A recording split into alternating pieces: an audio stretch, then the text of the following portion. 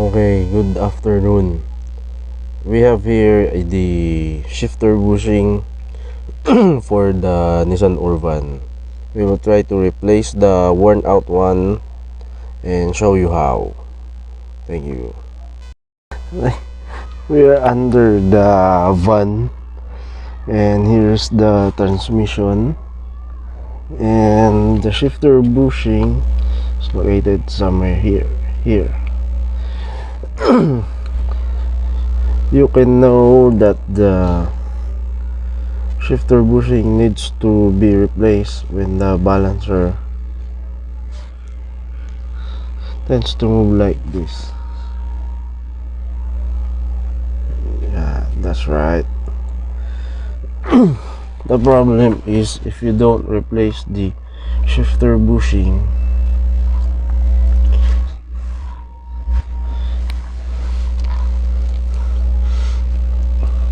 your lock pin. Oh, wait.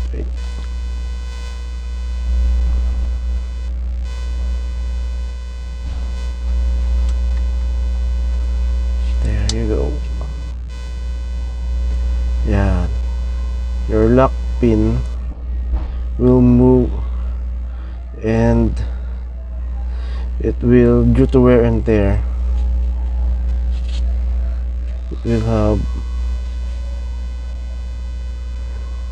a mark, or it will eventually be cut, so the balancer will fall off.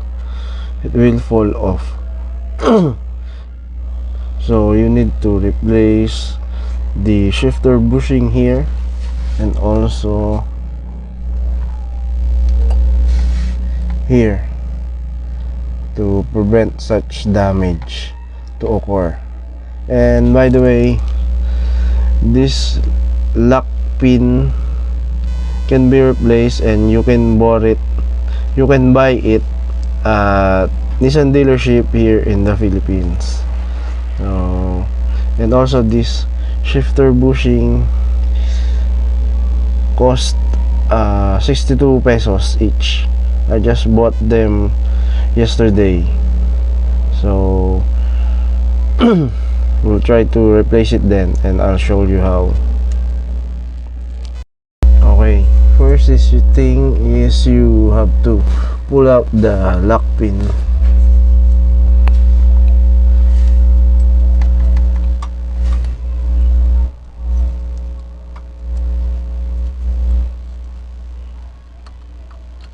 Just like that.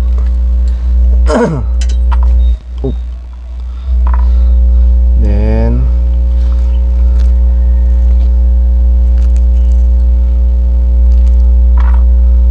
pull the washer, then pull the balancer. Be careful, it might hit your head. Here is the worn out.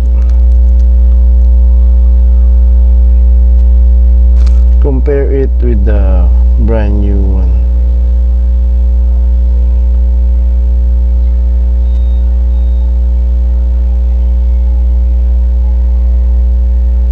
Yeah.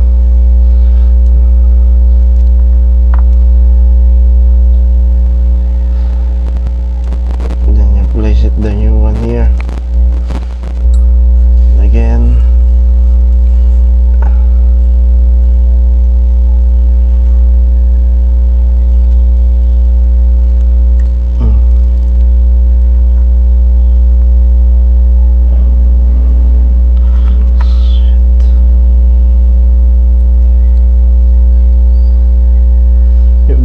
If you don't replace the